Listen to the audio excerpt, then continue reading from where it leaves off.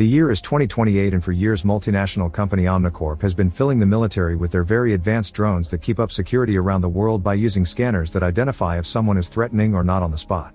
TV host Novak wants these robots to replace the police in American cities too, but people are afraid of machines and the government is against having law enforcement that can't feel.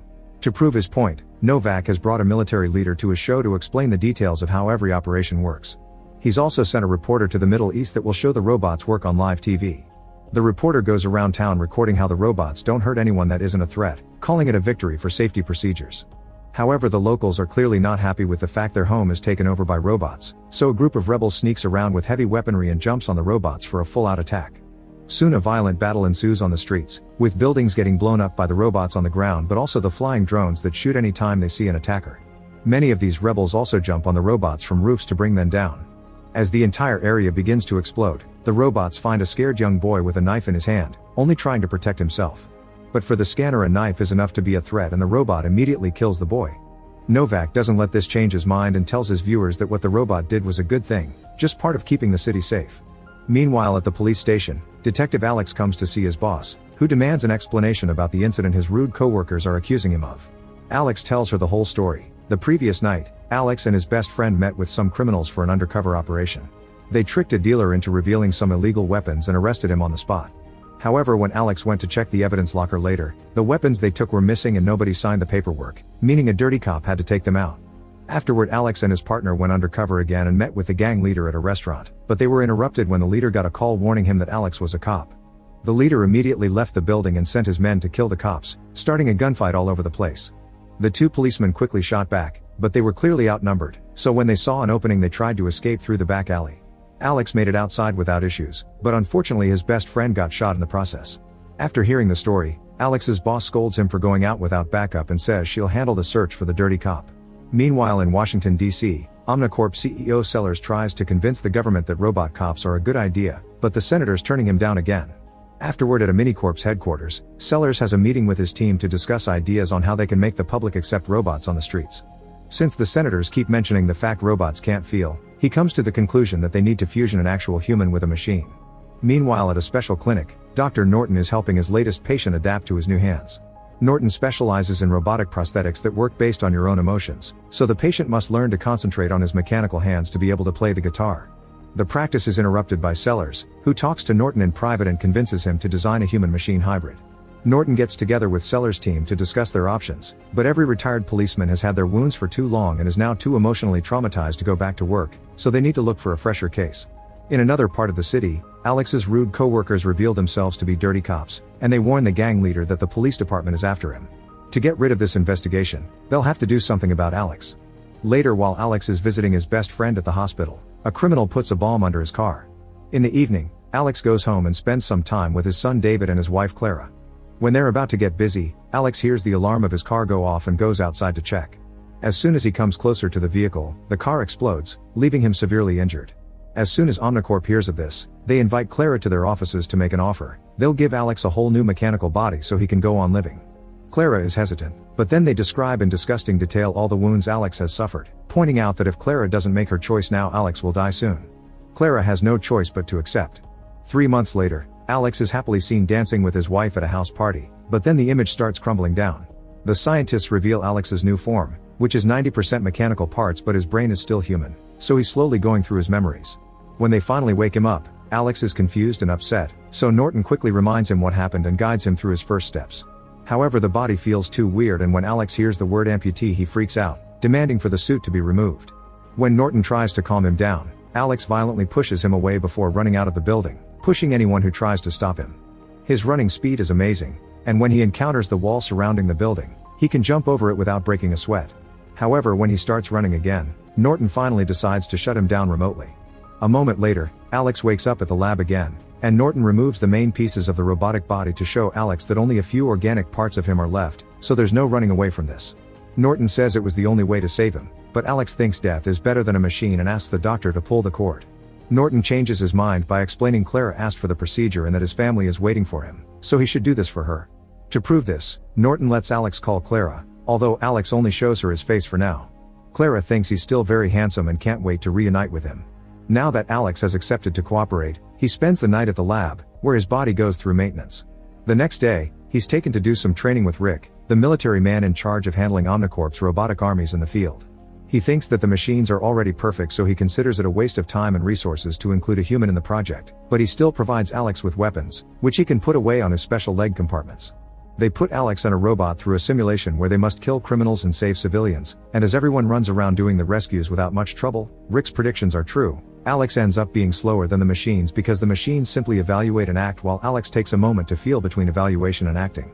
Later in the evening when he's alone, Alex uses a computer to keep track of what's happening with the gang leader case. The next day Sellers is disappointed by the results of the simulation and furiously orders Norton to fix this problem. He also thinks Alex needs to look better on screen for marketing reasons, so he asks for a better tactical suit. Later at the lab, the doctor opens Alex's head and does some modifications to his brain that will make him think he still has free will, but the machine will be actually the one acting. Alex is also given a complete makeover. Now his armor looks black and slick. Afterward they bring Alex to an abandoned building for a new test. This time he must go against Rick and an army of robots alone. Using his visor to scan the area and with outstanding reflexes, Alex quickly assesses the situation and takes action, shooting at every single robot without hesitation. He's also quick to find cover and hide when he's shot at, so he never gets hurt. One by one all the robots go down and in the end, only Rick is standing, so Alex shoots at his exoskeleton armor to take the win. All his reaction times are perfect and he never suspects the machine is doing the choosing, so the experiment is considered a success. Sometime later, Norton takes Alex home so he can finally see his family. He's rather nervous and has to take a moment to gather courage, but as soon as Clara sees him, she doesn't hesitate to hug him. David is a bit wary, but after Alex lets him touch the cool mechanical parts, David says he's happy to see him and that he's been recording some games to watch together. Unfortunately Alex can't stay because he must spend the night in the lab for maintenance. When he returns to the base, Alex meets his best friend, who has finally recovered, and he promises to catch the people that hurt him. A few days later, Sellers is eager to introduce Alex to the citizens in a big public event, so Norton begins transferring all the files of crimes and criminals since 2011. Alex also gathers access to every single security camera in the city. The information is a lot to handle by a human brain, and when Alex sees the recording of the explosion of his car, he has a seizure and passes out. Norton doesn't think they should have a press conference today, but the Omnicorp team forces Norton to fix the issue. Having no choice, Norton kicks everyone out except for his assistant and proceeds to suppress Alex's emotions, leaving him to act like an actual cold robot. Now they can finish downloading the whole database without trouble. When they go to the presentation, Alex concentrates on his duty and ignores his wife and friends, only seeing faces as criminals or civilians and not loved ones. Once he's on stage, his scanner begins identifying all the faces in the crowd until he finds a criminal 2 steps in front of the police. He immediately jumps into the crowd and catches the criminal in seconds without hurting anyone, which causes the population to start admiring Alex. On TV, Novak uses this incident to prove robots are better because the police had been standing next to a criminal and they never noticed. However, Clara is very upset because they won't let her or David talk to Alex. In fact, they're not allowing him to have a life at all. Norton tells her not to worry because this is just a side effect of the medicine and he'll get better soon. The next day, Alex finally returns to duty at the station and announces he'll catch 13 criminals today. Ignoring his friend's worries, he takes a bike and finds a group of dealers thanks to his access to the database and the cameras. Most of the group runs away, but Alex manages to bring down a dealer and threatens him until he confesses the location of his base of operations. Moments later, Alex arrives at an illegal kitchen and enters the building still on his bike, shooting at every criminal and not being bothered by normal bullets coming his way. Even when they try to get him from behind, Alex's scan detects them and easily brings them down. People at Omnicorp are happy with the results, and Sellers gives Rick full access to monitor Alex just in case. As days pass, Alex becomes a hero in the city, stopping crime in every corner. Novak makes a big deal out of it and brings Sellers to his show to explain to the senator that the American public is slowly changing their minds. When the senator tries to protest against it, he's simply cut off. Meanwhile, the dirty cops meet with the gang leader to make a plan to deal with Alex, who has been making their job very hard. Sometime later, Clara risks running through traffic to finally approach Alex, asking him to show some emotion. She wants him to do something for his family since his son is suffering from night terrors and needs his father. At first Alex seems unaffected, but as he drives away, he begins approaching this as the robotic cop he is. He searches for security footage and discovers David had seen the car explosion, which left him traumatized. Learning this about his son really upsets Alex's humanity and slowly his brain begins undoing Norton's process of taking away his emotions. He's furious that his family has been suffering because of him and he intends to fix it. People at the lab notice this change through Alex's tracker and consider turning him off, but Norton wants to see what happens since technically Alex is still solving a crime, it just happens to be his own. Alex goes to his home and by taking the information from all the cameras, he recreates the day of the attack and sees his wife and son the moment he exploded. Using the few clues he has, he goes to look for a man who worked with the gang leader, dragging him out of the car through the window and breaking his hand. Alex steps on it to make him hurt more, and the criminal gives him the phone number of the leader's driver. After triangulating the signal of his last call, he finds the exact location of the gang's base. While Alex makes his way there, cops at the station learn that Alex is out there solving his own crime, and soon the gang leader is informed that Alex is going after him. By the time Alex makes it to the base, the criminals are ready to receive him in the dark with night vision goggles and heavy weaponry. Alex breaks in with his bike and activates his night vision, triggering a gunfight. No matter how many criminals there are or how many times they shoot, Alex has no trouble walking through the base shooting anyone that gets on his way until nobody is left alive. Although this time, he does receive some damage in the process. Afterward, Alex turns on the power again and takes samples of all the fingerprints on the weapons, which finally reveals which cops are dirty. Alex rushes to the police station to interrogate the men and play incriminating footage on all the computers. One of the dirty cops tries to attack Alex, who immediately shoots him to defend himself. The other guy is terrified and confesses it was their boss who planned everything, then Alex shoots him anyway. Afterward, Alex confronts her boss and tries to make her confess, but at that moment Rick shuts him down. Rick calls Sellers to tell him they can use this, and soon Novak puts the incident all over his show, proving that machines are better than people because they can't be bought. The next day, the government starts to vote in favor of bringing robots to the local police. However, the transmission is interrupted by Clara, who finally goes to the news and tells everyone she hasn't been allowed to see her husband and that nobody from Amincorp will answer her calls. Clara's involvement makes Sellers worried that she'll bring Alex's humanity back and they'll lose control of him, therefore costing them the law. If they retire Alex, it'll look like their experiments aren't good enough, so instead they decide to kill Alex to make him go as a tragic hero that people will remember fondly. Sellers gets in contact with Norton to order him to do it, and when a furious Norton refuses, Sellers buys him over by offering to finance his laboratory for 10 years. Norton ends up accepting, but only if Sellers compensates Alex's family as well. Afterward, Sellers tells Rick to get his robots ready. While the law gets approved by the senators, Sellers meets with Clara and David and makes them think Alex is already dead. At the lab, Norton arrives to find there are already soldiers there demanding to see Alex, so he runs away as they open fire on him. Norton makes it to Alex first and activates a button that makes Sellers think he's dead, however Alex still wakes up. It turns out Norton took his transmitter away so nobody has access to his vitals and they can't turn Alex off ever again. After Alex quickly shoots both soldiers, Norton tells Alex about the whole plan, and Alex decides he must kill Sellers, ignoring Norton when he tries to stop him. As he takes the streets on his bike, Rick sees him from his car and warns Sellers, who is about to announce Alex's death on stream. His guards immediately take him, Clara, and David to the roof to wait for a rescue helicopter.